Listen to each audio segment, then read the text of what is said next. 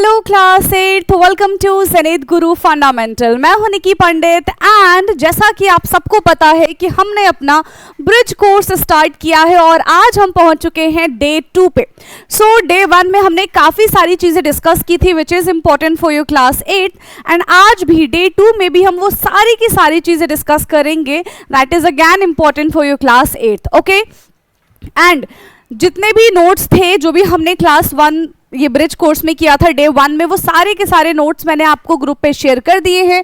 I hope कि आपने notes को गो थ्रू कर लिया होगा एंड अपने नोट्स भी मेंटेन कर लिए होंगे, मैं ये मान के चलती हूँ। ठीक है, बाकी जो भी बच्चे अभी तक ग्रुप में नहीं जुड़े हैं, मेक श्योर कि बेटा आप ग्रुप में जुड़ जाइए। वहाँ पे आपको सारे के सारे नोट्स भी मिलेंगे प्लस क्लास की इंफॉर्मेशन भी मिलेगी एंड साथ ही साथ आप वहाँ पे अपने डाउट्स भी शेयर कर सकते हैं। ओके, सो आई होप कि ऑडियो एंड वीडियो एकदम प्रॉपर होगा। Let's start today's class. Okay, तो यहाँ पे हम बात करते हैं। देखो, जैसा कि फर्स्ट डे भी मैंने आपको बताया था कि टोटली 13 चैप्टर्स आपके होने वाले हैं इस बार, एंड जिसमें से हमने सेल के बारे में, माइक्रो ऑर्गेनिजम्स के बारे में और हमारे हेल्थ से रिलेटेड सारी की सारी चीज़ें हमने ऑलरेडी प्रीवियस लेक्चर में डिस्कस कर लिया है, right. Now in this lecture we will discuss about the magnetic and heating effect and then forces के बारे में हम थोड़ा सा ओवरव्यू लेंगे ताकि जब हम ये चैप्टर पढ़ें तब आपको ऐसा बिल्कुल ना लगे कि हमने नई चीज़ क्या पढ़ ली है। ओके, चलिए, let's start today's class. And सबसे पहले बेटा हम आज की क्लास में डिस्कस करेंगे electricity, magnetic and heating effect को। ठीक है, चलो। सबसे पहला क्या है कि does an electric current have magnetic effect? Yes, आप सबको पता है भाई कि हमारे घर में इलेक्ट्रिसिटी आता है ना। करंट जो है, बिजली जो है हमारे घरों में आती है। तो वो जो करंट है, वो जो बिजली है, ठीक है, जो भी करंट फ्लो हो रहा है, क्या उसमें कहीं आपको मैग्नेटिक इफेक्ट होते हुए नजर आता है क्या? जनरली क्या होगा कि जहां पे कम करंट फ्लो होता है वहां पे एज सच हमको ये चीज देखने के लिए नहीं मिलती है, लेकिन जहां पे मतलब वहां पे भी होता है बट हमारा ऑब्जर्वेशन वहां पे इतना नहीं लग पाता। लेकिन जहां पे क्या होता है कि बहुत ज्यादा ही करंट फ्लो हो रहा होता है वहां पे हमें क्लियरली विजिबल होगा कि yes there is magnetic effect. अभी आप पता कैसे करोगे, आप चेक कैसे करोगे? जहां पे भी करंट फ्लो हो रहा है वहां पे आपको लेके जाना है अपना मैग्नेटिक कंपास। जैसे ही आप मैग्नेटिक कंपास लेके जाओगे जहां पे इलेक्ट्रिसिटी फ्लो हो रहा है तो मैग्नेटिक कंपास में आपको फ्लक्चुएशन नजर आएगा and that fluctuation indicate that yes there is magnetic effect in heating current। ठीक है, there is a magnetic effect in this current, right? Observation using a compass. अभी मैंने आपको बताया कि कंपास की हेल्प से हम ये चीज ऑब्जर्व कर सकते हैं। When a current flow through a wire, a magnetic compass needle placed near it get deflected. When the current is switched off, the needle return to its original position and this shows that electric current produce a magnetic effect। तो यही चीजें हैं कि जहां पे भी current flow हो रहा है वहां पे आप मैग्नेट को लेके जाओ। इफ देयर इज फ्लक्चुएशन, है ना, इस तरीके से जो उसकी निडल होती है अगर वो फ्लक्चुएट करती है दैट मीन्स वहां पे मैग्नेटिक इफेक्ट भी है, और अगर फ्लक्चुएट नहीं करेंगे तो there is no magnetic effect, but ऐसा आपको रेयरली ही देखने के लिए मिलेगा। ठीक है, तो इसका मतलब यह है कि यस जहां जहां करंट फ्लो होता है वहां वहां मैग्नेटिक इफेक्ट भी होता है। क्लियर है बेटा? नाउ नेक्स्ट हम बात करते हैं मैग्नेटिक फील्ड के बारे में। मैग्नेट जो है वो अपनी मैग्नेटिक फील्ड बनाती है। इसका एक एग्जांपल लो। आपके पास एक मैग्नेट है, ठीक है, मान लो आपके पास एक मैग्नेट है और आपके पास एक आयरन नेल है। ठीक है, अब आपको पता है कि अगर मेरा मैग्नेट इधर है, आयरन नेल इतनी दूर है, तो मैग्नेट जो है वो आयरन नेल को अपनी तरफ अट्रैक्ट नहीं कर पाएगा। लेकिन जैसे जैसे जैसे जैसे मैं आयरन नेल को पास लेकर आऊंगी तो एक फोर्स फील होगा, है ना, और वो फोर्स क्या होगा कि भाई मैग्नेट जो है वो मेटल को अपनी तरफ खींच रहा है। जिस पॉइंट पे आने के बाद मुझे ये फील हुआ कि हाँ मैग्नेट जो है वो फोर्स लगा रहा है to attract the metal towards themselves, तो इसका मतलब क्या है, वहां तक उसकी मैग्नेटिक रेंज है, वहां तक उसकी रेंज जा रही है to attract the other material. ठीक है, तो इसी को हम क्या कहते हैं बेटा, मैग्नेटिक फील्ड कहते हैं। ठीक है, the region around a magnet or a current carrying conductor when its magnetic effect can felt is called a magnetic field। तो जहां से हमको वो फोर्स ऑफ अट्रैक्शन फील होना स्टार्ट होता है तो उसी पॉइंट को, उसी को हम क्या कहते हैं बच्चे, उसी को हम मैग्नेटिक फील्ड कहते हैं। ठीक है। Magnetic effect of electric current, so when electric current flow through a conductor, तो वहां पे मैग्नेटिक फील्ड अपने आप जनरेट होना स्टार्ट हो जाता है, ठीक है। मैग्नेटिक फील्ड जो है वो प्रोड्यूस हो जाता है, और जैसे ही करंट खत्म होगा मैग्नेटिक फील्ड भी खत्म हो जाएगा, ठीक है। तो वहां पे मैग्नेटिक फील्ड तब तक प्रोड्यूस होता है जब तक करंट प्रोड्यूस हो, जैसे ही करंट खत्म मैग्नेटिक फील्ड भी खत्म हो जाएगा, ठीक है। This phenomena is called magnetic effect of heat electric current. इस फिनोमिना को हम क्या कहते हैं? Magnetic effect of heating current कहते हैं, राइट। नाउ इलेक्ट्रोमैग्नेट्स के बारे में बात करते हैं, और इलेक्ट्रोमैग्नेट का काफी ज्यादा रोल है आपके क्लास 8 के सिलेबस में, एंड यहां से क्वेश्चन आपसे पूछे जाएंगे, ठीक है। So what is electromagnet? तो हम ऐसा मान सकते हैं कि भाई इलेक्ट्रिसिटी की वजह से जो हम मैग्नेटिज्म प्रोड्यूस करते हैं दैट इज कॉल्ड इलेक्ट्रोमैग्नेट, ठीक है। और ये टेम्पररी होता है, परमानेंट भी हो सकता है, डिपेंड करता है कि हम किस तरीके से इलेक्ट्रोमैग्नेट का फॉर्मेशन कर रहे हैं, ठीक है। A electromagnet is a temporary magnet produced when electric current flow through coil of a wire। तो यहाँ पे टेम्पररी इलेक्ट्रोमैग्नेट के बारे में बात की जा रही है कि भाई जब तक करंट प्रोड्यूस होगा, जब तक करंट फ्लो होगा, तब तक हमारे पास जो भी सब्सटेंस है बिहेव लाइक अ इलेक्ट्रोमैग्नेट, ठीक है। यानी कि इलेक्ट्रिसिटी की हेल्प से मैग्नेटिज्म बिहेवियर शो करना और मटेरियल को अपने पास अट्रैक्ट करना, इसी को हम इलेक्ट्रोमैग्नेटिज्म और इलेक्ट्रोमैग्नेट कहते हैं, ठीक है। It lose magnetism when the current is switch off. जैसे ही करंट स्विच ऑफ होगा तो इसकी जो मैग्नेटिक पावर है टू अट्रैक्ट अदर मेटल्स, वो जो मैग्नेटिक पावर होगी वो खत्म हो जाएगी। So that's why it is called a temporary magnet production, ठीक है। नाउ मेकिंग इलेक्ट्रोमैग्नेट, तो बेटा हम इलेक्ट्रोमैग्नेट कैसे बना सकते हैं? सेम चीज आप अपने घर पे भी कर सकते हो, आप अपने घर पे भी इलेक्ट्रोमैग्नेट डिवाइस बना सकते हैं, ठीक है। आपको करना क्या है? सबसे पहले insulated copper wire wound around an iron nail connected to a cell. आपको एक आयरन नेल लेना है, ठीक है, और उस आयरन नेल पे आपको कॉपर वायर की कॉइलिंग कर देनी है। याद रखना, जितनी ज्यादा कॉइलिंग होगी उतना स्ट्रॉन्ग इलेक्ट्रोमैग्नेटिक बनेगा, जितना कम कॉइलिंग होगा उतना वीक इलेक्ट्रोमैग्नेटिज्म वहां से प्रोड्यूस होगा। When current flow the nail behave like a magnet। जैसे ही करंट फ्लो होगा, करंट किस में फ्लो होगा? उस वायर में करंट फ्लो होगा, ठीक है। ये आपका नेल है, ठीक है, ये आपका नेल है, और आपने इस पे क्या किया है? आपने इस पे, रुको, आपने इसमें क्या किया है बेटा? आपने इसमें ये कॉइलिंग कर दी, ठीक है। आपने इस तरीके से इसमें कॉइलिंग कर दी है, ठीक। अब जैसे ही करंट फ्लो होगा तो करंट फ्लो होने की वजह से, क्योंकि ये आयरन है, इसमें एक मैग्नेटिक इफेक्ट जनरेट होगा and it behave like a electromagnet, ठीक है। Inserting an iron core make the electromagnet stronger. और जितना ज्यादा करंट फ्लो होगा, जितना ज्यादा कॉइलिंग होगा, उतना ज्यादा यहाँ पे हमको इलेक्ट्रोमैग्नेट देखने के लिए मिलेगा, ठीक है। Now poles of an electromagnet. अब देखो, जिस तरीके से नॉर्मल मैग्नेट्स में दो पोल हमारे पास प्रेजेंट होते हैं, कौन कौन से वो दो पोल हैं? यस, कौन कौन से वो दो पोल है? वी हैव टू पोल, है ना। कौन कौन से पोल होते हैं बेटा? South pole and north pole, ठीक है। यही दोनों पोल हमारे पास प्रेजेंट है। So, like a bar magnet, an electromagnet has north and south pole।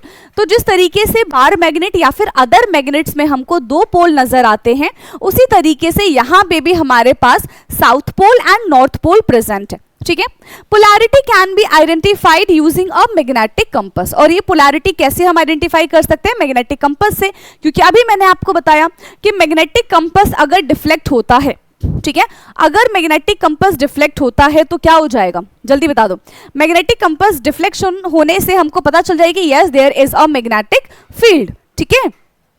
Direction of current decide the polarity. तो ये जो डायरेक्शन ऑफ करंट है, ठीक है, ये पोलैरिटी को डिसाइड करेगी। नेक्स्ट है हमारा factor affecting the strength of electromagnet. अब कौन कौन से फैक्टर्स हैं जो इलेक्ट्रोमैग्नेट को अफेक्ट करेंगे, जिसकी वजह से हो सकता है कि इलेक्ट्रोमैग्नेट बहुत स्ट्रांग बन जाए या फिर इलेक्ट्रोमैग्नेट बहुत वीक बन जाए। तो वो कौन सा फैक्टर है वो हमें यहाँ पे डिस्कस करना है, ठीक है। So the strength increases when, ठीक है। तो इलेक्ट्रोमैग्नेट का स्ट्रेंथ हम कब इंक्रीज कर पाएंगे? The number of turn coil increases. अभी मैंने आपको बताया था, जितनी ज्यादा हम कॉइलिंग करेंगे, ठीक है, जितनी ज्यादा हम कॉइलिंग करेंगे उतना ज्यादा यहाँ पे क्या हो जाएगा? सोच के बताओ। जितनी ज्यादा हम कॉइलिंग करेंगे उतना ज्यादा यहाँ पे हमारे पास क्या हो जाएगा बेटा, इलेक्ट्रोमैग्नेट स्ट्रॉन्ग बनेगा, ठीक है।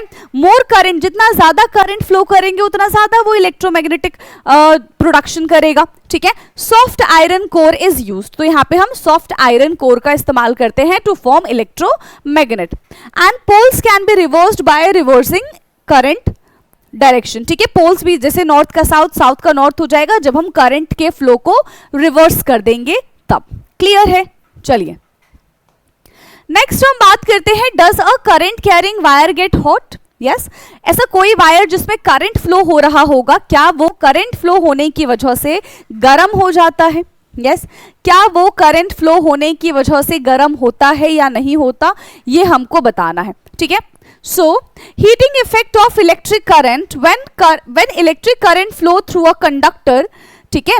तो यहाँ पे क्या होता है, एक रेजिस्टेंस प्रोड्यूस होता है। मान लो आप ऐसे ऐसे चल रहे हो और कोई सामने से आपके आ रहा है, ठीक है, तो उसकी वजह से क्या होगा, आपके रास्ते में रुकावट आएगी, उसको हम कहते हैं resistance in terms of this electricity term, ठीक है, उसको हम रेजिस्टेंस कहते हैं। एंड उस रेजिस्टेंस की वजह से वायर जो है वो ज्यादा हीट होता है क्योंकि वहां पे करंट का लॉस होता है, जिसकी वजह से वायर को गुस्सा आ जाता है और वो हीट अप हो जाता है, ठीक है। तो याद रखना कि जहां पे भी इलेक्ट्रिसिटी फ्लो होता है वहां पे हीटिंग होती है। जैसे कि आपने अपने घर का लाइट जला दिया, पंखा जला दिया, पंखा चला दिया, ठीक है, फैन ऑन कर दिया, तो आप क्या देखोगे कि भाई अगर 1 घंटे से पंखा चल रहा है हमारा, ठीक है, तो पंखा बंद करने के बाद जब आप फैन को ऐसे टच करोगे, बंद करने के बाद जब आप फैन को ऐसे टच करोगे तो आप देखोगे ये तो गर्म हो गया, ठीक है। या फिर बल्ब के साथ भी सेम एक्सपेरिमेंट आप कर सकते हो। तो यहां से आपको क्या पता चलेगा कि अभी इसमें इलेक्ट्रिसिटी फ्लो हुआ था जिसने हीटिंग इफेक्ट प्रोड्यूस किया है एंड इसकी वजह से बल्ब या फिर फैन जो है वो गर्म हो गया, राइट। तो जहां पे भी करंट फ्लो होगा वहां पे हीटिंग इफेक्ट आता है। So electricity current form heating effect also, magnetic effect के साथ साथ वो हीटिंग इफेक्ट को भी जनरेट करते हैं, ठीक है। Electrical energy is converted into heat energy, जो भी इलेक्ट्रिकल एनर्जी है वो किस में कन्वर्ट हो जाती है बेटा, वो हीट एनर्जी में कन्वर्ट हो जाती है। And the wire become warm, और जो वायर है वो क्या हो जाएगी, वायर जो है वो गर्म हो जाएगी। So this is called the heating effect of electric current, इसी को हम heating effect of electric current कहते हैं। नाउ निक्रोम वायर के बारे में बात करते हैं। तो जनरली ये उन बच्चों को पता होगा जिनके घरों में हीटर वगैरह है, ठीक है। निक्रोम क्या करता है, वो एक ऐसा वायर है जैसे ही हम उसको स्विच को ऑन करेंगे और उसमें इलेक्ट्रिसिटी फ्लो होगा तो निक्रोम वायर जो है वो हीट और लाइट प्रोड्यूस करने का काम करता है, बहुत जल्दी हीट अप हो जाता है एंड इट प्रोड्यूस हीट, ठीक है। सो हाई रेजिस्टेंस होता है, तो जितना ज्यादा रेजिस्टेंस होगा उतना ज्यादा वो हीट प्रोड्यूस करेगा, ठीक है। And use as a heating element, जैसे इसको हीटर वगैरह में, गीजर वगैरह में इस्तेमाल किया जाता है। क्लियर है। Now uses of heating effect, अब देखो अभी मैंने बताया था कि हीटिंग इफेक्ट का इस्तेमाल कहाँ कहाँ पे जनरली हम करते हैं, तो उसी के बारे में यहाँ पे बात की गई है। Uses of heating effect is house hold appliances, जैसे कि इलेक्ट्रिक आयरन, प्रेस करते हैं ना हम इलेक्ट्रिक आयरन, यहाँ पे पिक्चर में भी आपको दिख रहा होगा, तो यहाँ पे हीटिंग इफेक्ट का काम है, ठीक है। रूम हीटर में, इलेक्ट्रिक केटल में, स्टोव में, इमर्जन रॉड में, जो पानी गर्म करने के लिए रॉड का इस्तेमाल करते हैं उसमें, ठीक है। हेयर ड्रायर में, industrial uses, electrical furnace for melting metal, तो इन सब में हीटिंग इफेक्ट, ज्यादा हीट प्रोड्यूस करने वाले सब्सटेंसेस का यूज किया जाता है, ठीक है।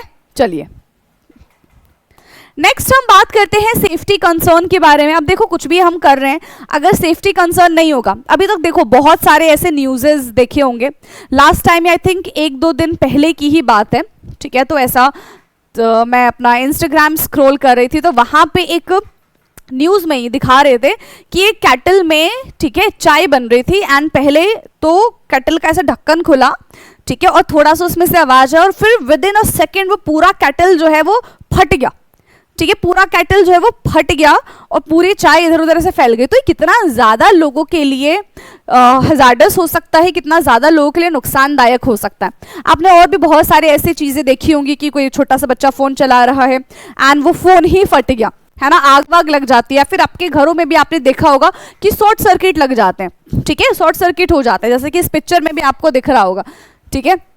सो ये सारे के सारे बेसिकली हम कोई भी ऐसा अप्लायंसेस यूज करते हैं जिसमें करंट का फ्लो हो रहा हो, जिसमें इलेक्ट्रिसिटी का फ्लो हो रहा हो, तो उस वक्त हमको बहुत ज़्यादा सावधानी बरतनी पड़ती है, क्योंकि अभी हमने देखा कि जो भी इलेक्ट्रिक करंट है they produce heating effect and they produce magnetic effect. तो अगर कोई हीटिंग इफेक्ट प्रोड्यूस कर रहा है, ठीक है, मान लो मोबाइल चलाते चलाते बहुत ज़्यादा फ़ोन गर्म हो गया, तो भाई फ़ोन की भी अपनी कैपेसिटी है टू बियर दैट हीट, ठीक है, अगर उससे ज़्यादा एक्सीड हो जाएगा तो डेफिनेटली फ़ोन भी फट जाएगा। तो हमें इन सारी सेफ्टी कंसर्न पे ध्यान देना चाहिए, ओवर हीटिंग से बचना चाहिए और ओवर हीटिंग से अपने अप्लायंसेस को भी बचाना चाहिए, ठीक है। So over heating can melt wire, yes, ये तो जनरली होता ही रहता है, जितने भी पतले वायर्स होते हैं वो तो ज़रा से हीट पे क्या हो जाते हैं, पिघलने लग जाते हैं। May cause short circuit and fires, proper wiring and safety devices are necessary, ठीक है, प्रॉपर वायर लगाना चाहिए, सेफ्टी डिवाइसेस, फ्यूज वगैरह, अब तो एमसीबी हम लगाते हैं, ठीक है। तो इन सारे सेफ्टी कंसर्न पे हमको फोकस करना चाहिए ताकि शॉर्ट सर्किट जैसी चीज़ें हम फेस ना करें, राइट। चलिए हम नेक्स्ट चैप्टर के टॉपिक्स को डिस्कस करेंगे, दैट इज एक्सप्लोरिंग फोर्सेस। तो देखो यहाँ पे टग ऑफ वॉर चल रहा है एंड दोनों तरफ से फोर्स इक्वली लगाया जाएगा, तो हमको लगेगा कि यहाँ पे फोर्स लगा ही नहीं रहे, ठीक है। तो टग ऑफ वॉर से तो मेरी बहुत अच्छी यादें हैं, ठीक है। When I was in my class 8, yes class 8 की ही बात है, तो वहाँ पे हाउसेस के टग ऑफ वॉर हुआ करते थे, ठीक है, और मेरा हाउस रेड हुआ करता था।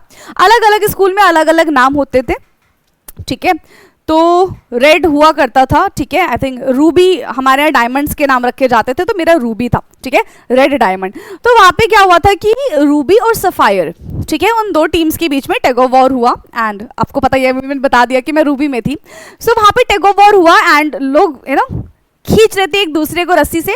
तो वहां से क्या होता है कि जब दोनों साइड से इक्वली हमने फोर्स लगा दिया, भाई हमको लग रहा था कि कोई फोर्स लगा ही नहीं रहा। अगर कोई इंसान बाहर से देखेगा, इधर से भी मान लो आपने 100 न्यूटन फोर्स लगा दिया, इधर से भी आपने 100 न्यूटन फोर्स लगा दिया, तो जो दूर से देखेगा उसको क्या लगेगा कि फोर्स लग ही नहीं रहा है, ठीक है।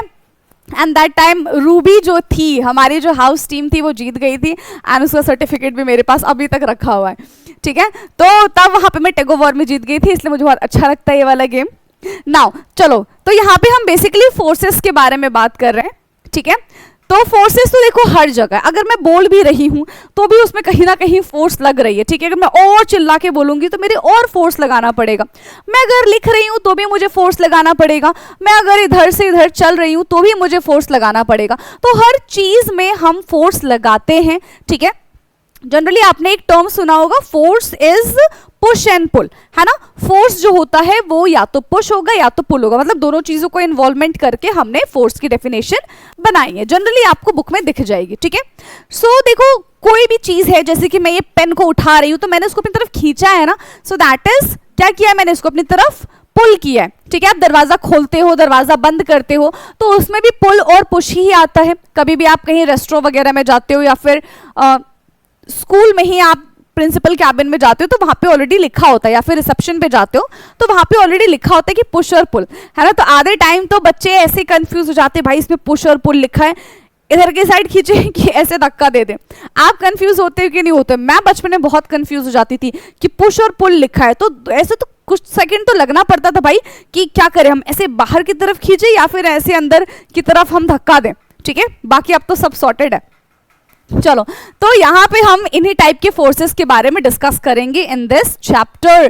तो सबसे पहले पुश, ये फोर्स क्या होता है, तो अगेन अभी मैंने आपको बताया कि force is defined as a push और पुल ऑफ एन ऑब्जेक्ट। जब हम एक ऑब्जेक्ट को पुश करते हैं या फिर उसको हम पुल करते हैं तो इसी टर्म को हम फोर्स कहते हैं, ठीक है। क्या कहते हैं बेटा? इस टर्म को हम फोर्स कहते हैं। So force is defined as a push or pull applied on an object. Example, pushing a box, ठीक है, आप बॉक्स को पुश कर रहे हो, आप ड्रॉअर को खींच रहे हो अपनी तरफ, पेडलिंग अ बाइसाइकिल, आप बाइसाइकिल को पेडल कर रहे हो, तो उसमें भी आपने कहीं ना कहीं फोर्स लगाया है, ठीक है। लिफ्टिंग अ स्कूल बैग, ये तो आपका डेली का काम है कि अपने भारी भरकम से बैग को उठाया, ऐसे कंधे पे लादा और चले गए स्कूल में, है ना। तो ये तो बस सभी करते हैं, ठीक है। So in science every push and pull is a force. कुछ भी काम आप कर रहे हो, हर चीज में पुश एंड पुल वर्ड आएगा ही आएगा, और जहां पे पुश और पुल वर्ड आता है दैट मीन्स वहां पे फोर्स का इस्तेमाल किया जाता है, ठीक है बेटा। नाउ नेक्स्ट है यहाँ पे how can a force do bodies in which it is applied? जिस भी बॉडी पे हम फोर्स अप्लाई करते हैं, क्या उस बॉडी में कोई चेंजेस हमको देखने के लिए नजर आता है या नहीं आता? See, force can change a shape of an object, ठीक है, और direction of an object, speed of an object, हर चीज को चेंज कर सकता है कौन? फोर्स। मान लो तेजी से प्लास्टिक की बॉल आ रही है, कोई ऐसा लोहे का आपने लगा दिया, प्लास्टिक की बॉल आई, पिचक गई इसमें, ठीक है, तो उसका तो नक्शा ही बिगड़ गया ना, ठीक है, उसका तो शेप साइज दोनों चेंज हो गया, ठीक है। या फिर कोई बॉल आ रही है और आपने हाथ से ऐसे हिट कर दिया, तो पहले बॉल ऐसे आ रही थी, आपने अपने हाथ से उसको ऐसे हिट कर दिया, तो उसकी डायरेक्शन चेंज हो गई, ठीक है। तो फोर्स अप्लाई करके हम शेप, साइज, डायरेक्शन, ये सारी की सारी चीजों को चेंज कर सकते हैं, ठीक। सो a force can produce one or more of the following effect of forces। देखो, make a stationary object move, अगर कोई चीज ऐसे रुकी हुई है तो फोर्स लगा के हम क्या कर सकते हैं? रुकी हुई चीज को चला सकते हैं, चलती हुई चीज को रुका सकते हैं, यही काम कर सकते हैं। स्टॉप अ मूविंग ऑब्जेक्ट, ये दोनों चीजें हमने डिस्कस कर ली। Change the speed of an moving object, हो सकता है कि कोई बहुत धीरे धीरे चीज आपके पास आ रही हो, आपने अपने फोर्स लगा के उसकी स्पीड को बढ़ा दिया। इसका रिवर्स भी तो हो सकता है ना, कि कोई चीज बहुत स्पीड से आपके पास आ रही है और आपने हर्डल क्रिएट करके उसकी स्पीड को स्लो डाउन कर दिया, ठीक है। Changing the direction of a motion, ये भी मैंने आपको बता दिया, ऐसे कोई बॉल आ रही है, आपने उसको ऐसे हिट कर दिया, पहले सीधी सीधी आ रही थी, वो दूसरी डायरेक्शन में जाके चली गई, ठीक है। Change the shape of an object, ठीक है। तो ये सारे के सारे चेंजेस हमको देखने के लिए मिलते हैं when we applied force on any object. Example है applying brake stop a bicycle, ठीक है। जब आप बाइसिकल को राइड करते हो तो जैसे ही आपने ब्रेक दबाया, क्या हो गया? उसमें रेजिस्टेंस क्रिएट होगा, और वी कैन से कि यहाँ पे एक और टर्म हम इस्तेमाल करते हैं, ठीक है, that is a friction force, ठीक है, दैट इज अपोजिंग फोर्स, जिसकी वजह से बाइसिकल जो है वो रुक जाती है, ठीक है। Hitting a ball changes direction, pressing a balloon changes shape. तो इन सब में हमने फोर्स लगाया और किसी भी ऑब्जेक्ट के डायरेक्शन को, शेप को, साइज को हमने चेंज कर दिया। So any change in motion और shape happen only due to the force. तो ये हम चेंज कब कर सकते हैं? When we applied force on that object, जब हम उस ऑब्जेक्ट पे फोर्स को अप्लाई करेंगे तभी इस तरीके के चेंजेस हमको देखने के लिए मिलते हैं, ठीक है बेटा। Now, are forces and interaction between two और मोर ऑब्जेक्ट? यस, फोर्स में दो या फिर दो से ज्यादा ऑब्जेक्ट्स के बीच में इंटरैक्शन भी होता है। So force always arises due to interaction between two objects. जैसे कि अगर मान लो कि मैं इस पे लिख रही हूं, ठीक है, तो मेरी बॉडी का फोर्स यहाँ पे लगेगा, इसमें भी फोर्स लग रहा है, तो यहाँ पे दो ऑब्जेक्ट के बीच में इंटरैक्शन हो रहा है, that is also called a force, ठीक है। At least two objects are required for a force. If interaction stop, force also stop. जैसे कि मुझे इस पे लिखना है तो मैं अपना फोर्स ही अप्लाई करके बेटा इस पे लिख पाऊंगी। जैसे ही मैंने अपना इंटरैक्शन इस बोर्ड से खत्म कर दिया, मतलब फोर्स भी यहाँ पे अप्लाई नहीं हो रहा है, ठीक है।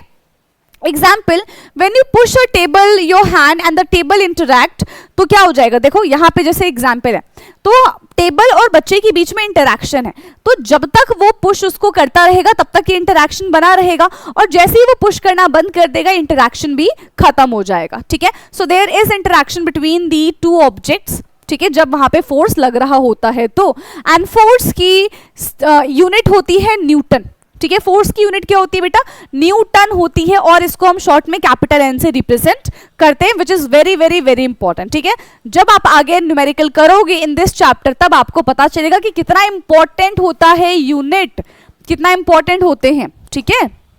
नाउ, टाइप ऑफ फोर्सेस, कितने टाइप के फोर्सेस हमको इस चैप्टर में पढ़ने हैं? So there is two type of forces, one is contact force and another one is non contact force. तो देखो 100% हम ये नहीं कह सकते कि सिर्फ फोर्स उन्हीं के ऑब्जेक्ट के बीच में लग सकता है where there is a interactions between the two object, तो 100% ये भी सच नहीं है, क्योंकि ऐसे बहुत सारे फोर्सेस होते हैं जहां पे कॉन्टैक्ट का इस्तेमाल नहीं होता है, ठीक है।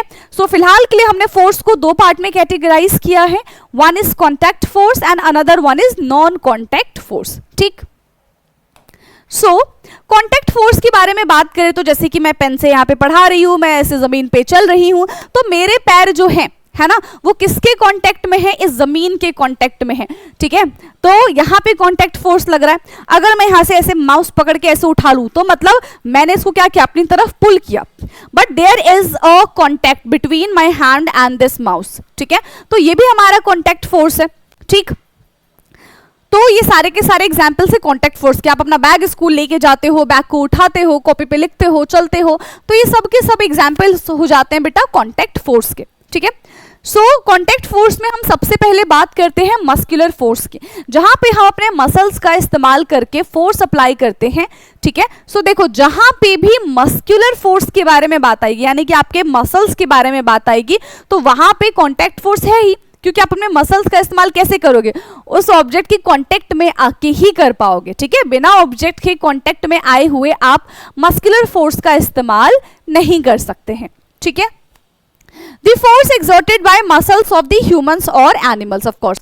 तो किसमें इस्तेमाल किया जाता है, वॉकिंग है, लिफ्टिंग ऑब्जेक्ट है, एनिमल पुलिंग कार्ट है, च्यूइंग फूड है, पंपिंग ब्लड है, तो इन सब में मसल्स का इस्तेमाल किया जा रहा है। So muscular force help in movement and survival, ठीक है।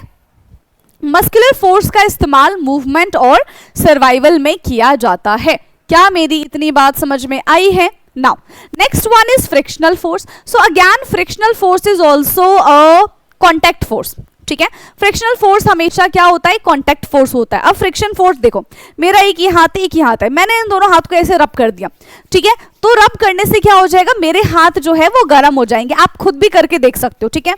ऐसे करो इसको रब, और अब देखोगे कि हाथ जो है वो गर्म हो गए, ठीक है। तो ये किसकी वजह से गर्म हुआ, एक बॉडी दूसरे बॉडी के कांटेक्ट में आई और यहाँ पे इस तरीके से रब करने से इनके बीच में फ्रिक्शन जनरेट हुआ, and that friction causes heat, ठीक है। इसी वजह से जितने भी मशीन्स होते हैं वो वर्क करने के बाद गर्म हो जाते हैं, रीजन बीइंग कि वहां पे फ्रिक्शनल फोर्स काम कर रहा होता है। क्या मेरी बात इतनी क्लियर है? यस।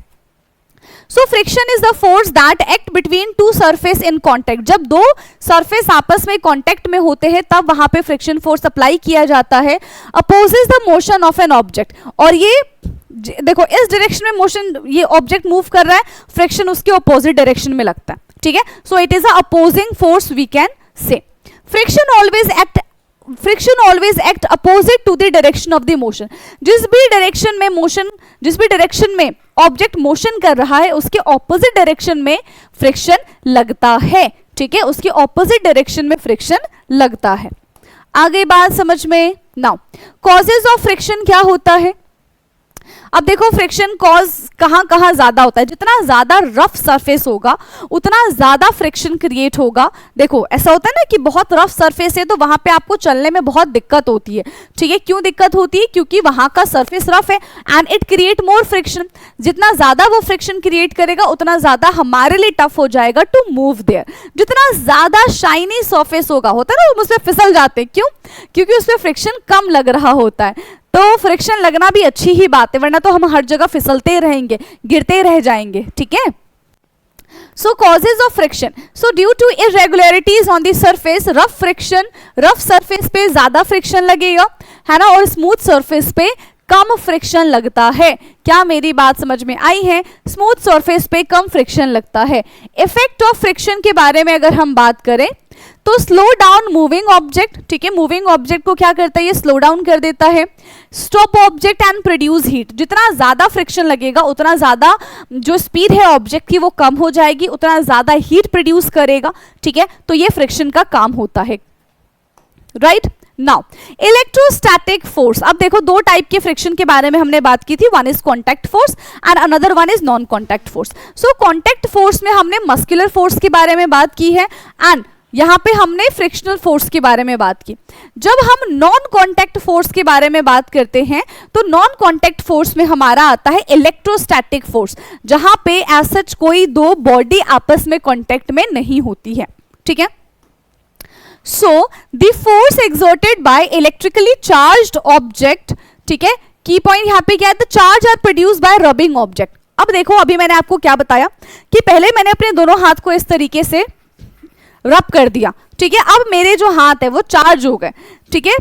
या फिर आपने वो वाला एग्जाम्पल देखा होगा ना कि स्केल लेके या फिर कंघी लेके इस तरीके से हमने अपने बालों को ऐसे रब किया, तो वो जो कंघी है या फिर वो जो स्केल है वो क्या होता है, हमारी बॉडी से चार्ज हो जाता है एंड वो न्यूट्रल पेपर को भी अपनी तरफ अट्रैक्ट कर लेता है। तो जो पेपर है और जो फिर कॉम्ब है उनके बीच में आज सच कोई इंटरेक्शन, हम बोल सकते हैं आज सच कोई जुड़ाव नहीं होता है, सच कोई कांटेक्ट नहीं होता है, that is non contact force. ठीक है, तो नॉन कांटेक्ट फोर्स का एक एग्जांपल है that is electrostatic force. Clear? Now two type of charges यहाँ पे प्रेजेंट होते हैं, one is positive charge and another one is negative charge. Like charge जो होते हैं बेटा एक दूसरे को रिपेल करते हैं, यानी कि सेम चार्ज एक दूसरे को ऐसे धक्का मुक्की कर देंगे। ठीक है, और अगर अनलाइक चार्ज होंगे यानी कि पॉजिटिव नेगेटिव चार्ज एक साथ प्रेजेंट है तो वो एक दूसरे को लाइक करते हैं। ठीक है, हाँ वही वाला। ठीक है, सो एग्जाम्पल यहाँ पे क्या दे रखा है हमारे पास, rubbed balloon attracting paper bits. ठीक है, अगर हम बलून को रब करेंगे तो पेपर अगर बाइट्स कहीं रखें तो वो उनको क्या कर लेगा, अट्रैक्ट कर लेगा, क्योंकि रबिंग करने से यहाँ पे चार्ज क्रिएट होता है। इसका एक और एग्जाम्पल मैं आपको देती हूँ। अभी ठंड थी, है ना, तो ठंड में क्या होता है कि आपने बहुत सारे ऐसे कपड़े पहन रखे होते हैं, स्वेटर वगैरह पहन रखा होता है, और जैसे ही हम ऐसे स्वेटर निकालते हैं और हमारे बालों के कांटेक्ट में आते हैं, हमारे बाल ऐसे खड़े हो जाते हैं। ठीक है, ऐसा होता ही कि नहीं होता? इसका मतलब क्या है कि चार्ज की वजह से हमारे जो बाल है वो अट्रैक्ट होने लगे और वो इसलिए ऐसे खड़े हो गए। ठीक है, so two rubbed balloons repelling each other, दो बलून को अगर हम रब करेंगे, ठीक है, तो they acquired the same charge, दोनों में सेम चार्ज ही जनरेट होगा एंड सेम चार्ज की वजह से दे रिपेल ईच अदर, और वो एक दूसरे को क्या करेंगे बेटा, रिपेल करेंगे। ठीक है, electrostatic force act without contact, ये तो मैंने बिल्कुल आपको स्टार्टिंग में ही बता दिया था कि इलेक्ट्रोस्टैटिक फोर्स ऑफ अट्रैक्शन में एज सच कोई हम ऐसा बोल सकते हैं कि कॉन्टैक्ट नहीं होता है, दे आर कॉन्टैक्टलेस। ठीक है, नाउ नेक्स्ट हमारा नॉन कॉन्टैक्ट फोर्स में आता है ग्रेविटेशनल फोर्स। ठीक है, तो ग्रेविटी भी हमारा नॉन कॉन्टैक्ट फोर्स ही है, इसमें एज सच कोई दो ऑब्जेक्ट दो बॉडी कॉन्टैक्ट में नहीं आती है। ठीक है, बस एक दूसरे को अट्रैक्ट कर लेंगे तो उसके बाद कांटेक्ट में आ सकता है। ठीक है, अब ग्रेविटी के बारे में आप सबको पता है कि हमारी जो अर्थ है, ठीक है, वो ग्रेविटी लगाती है 9.8 मीटर पर सेकेंड स्क्वायर से। ठीक है, एंड अप्रोक्सीमेटली हम इसको 10 भी मान सकते हैं। ठीक है, 10 न्यूटन भी मान सकते हैं। सो the force with which the earth attract towards itself, तो इसी को हम ग्रेविटी कहते हैं, है ना। और ग्रेविटी एज सच हमको इतना फील नहीं होती, क्योंकि बहुत हम ऐसा बोल सकते हैं कि इतनी स्ट्रॉन्ग फोर्सिंग पावर ग्रेविटी की नहीं है। ठीक है, बहुत वीक फोर्सिंग पावर है, बहुत वीकली वो हमको अपनी तरफ अट्रैक्ट करती है, बट हर चीज को वो अपनी तरफ अट्रैक्ट कर रही होती है। अगर मैं ये पेन अभी ऐसे नीचे छोड़ दूं, ऐसे छोड़ देती हूँ, है ना, और वो नीचे गिर गया, है ना, मैंने इसको ऐसे पकड़ के ऐसे छोड़ दिया, वो नीचे गिरा, क्यों नीचे गिर गया? Just because of gravity. कोई भी चीज अगर आप ऐसे ऊपर फेंकोगे तो वो नीचे ही आएगा, क्यों? Reason being there is gravity, and gravity जो है हर चीज को अपनी तरफ अट्रैक्ट कर रही है इस वजह से। ठीक है बेटा, नाउ प्रॉपर्टी क्या है ग्रेविटी की? हमेशा अट्रैक्ट करेगी, एक्ट फ्रॉम अ डिस्टेंस, किसी भी डिस्टेंस से वो अपना काम कर लेती है। ओके, आई थिंक अब आवाज आ रही होगी। ठीक है, तो यहां पे हम फ्लोटिंग एंड सिंकिंग के बारे में बात कर रहे थे। ठीक है, तो कुछ चीजें जो होती हैं वो पानी में जाके डूब जाती हैं एंड कुछ चीजें जो होती हैं वो पानी में फ्लोट करती हैं। ठीक है, तो ऐसा क्यों होता है कि कुछ चीजें फ्लोट करती हैं जबकि कुछ चीजें सिंक हो जाती है? इट डिपेंड्स कि भाई जो भी हमने ऑब्जेक्ट लिया है उसका शेप क्या है, उसका साइज क्या है। ठीक है, एंड वो कितने पानी में जाके तैर रही है, तो इससे भी डिपेंड करता है, क्योंकि जिस भी पानी में हम ऑब्जेक्ट को डालते हैं ना, वो ऑब्जेक्ट भी अपनी तरफ से एक फोर्स क्रिएट करता है। ठीक है, वो ऊपर की तरफ फोर्स लगाता है जिसको हम अपथ्रस्ट कहते हैं या फिर बायंट फोर्स कहते हैं। ठीक है, तो उसकी वजह से चीजें जो है वो तैरती है। अब अगर ग्रेविटी फोर्स ज्यादा होगा, अपथ्रस्ट फोर्स कम होगा, तो जो ऑब्जेक्ट होगा वो सिंक कर जाएगा। ठीक है, अगर दोनों चीजें बैलेंस होंगी तो ही ऑब्जेक्ट फ्लोट कर पाएगा, अदरवाइज तो वो डूब जाएगा। ठीक है, नाउ फ्लोटिंग एंड सिंकिंग के बारे में यहाँ पे हम बात कर रहे थे। So when an object is placed in a liquid, जब भी किसी ऑब्जेक्ट को हम लिक्विड में रखेंगे ग्रेविटी उसको अपनी तरफ खींचेगी, एंड यहाँ पे क्या होता है, लिक्विड भी अपनी तरफ से फोर्स अप्लाई करती है। ठीक है। Liquid applies an upward force, liquid जो है वो चीजों को ऊपर की डायरेक्शन में खींचती है और ग्रेविटी जो है वो चीजों को अपनी तरफ नीचे की डायरेक्शन में खींचती है, ठीक है। तो यहाँ पे जो पानी फोर्स लगाती है उसको हम बायंट फोर्स कहते हैं। कौन सा फोर्स कहते हैं बेटा? उसको हम बायंट फोर्स कहते हैं, that is also known as upthrust, ठीक है। सो अगर upward force exerted by liquid of an object immersed in it, अगर अपवर्ड फोर्स कम है, डाउनवर्ड फोर्स ज्यादा है, तो डेफिनेटली चीजें जो है वो डूब जाएंगी यानी कि सिंक कर जाएंगी। और अगर अपवर्ड फोर्स और डाउनवर्ड फोर्स दोनों इक्वल है तो चीजें क्या करेंगी? फ्लोट करना स्टार्ट कर देंगी, ठीक है। नाउ कंडीशन देखो, अभी सारी की सारी कंडीशंस मैंने आपको बताई है, ये वही कंडीशंस यहाँ पे मेंशन है। So if gravitational force is greater than buoyant force तो ऑब्जेक्ट सिंक कर जाएगा। अगर ग्रेविटेशनल फोर्स बायंट फोर्स की इक्वल है तो ऑब्जेक्ट फ्लो करेगा, ठीक है। Buoyant force depend on density of the liquid, किस पे डिपेंड करता है बेटा?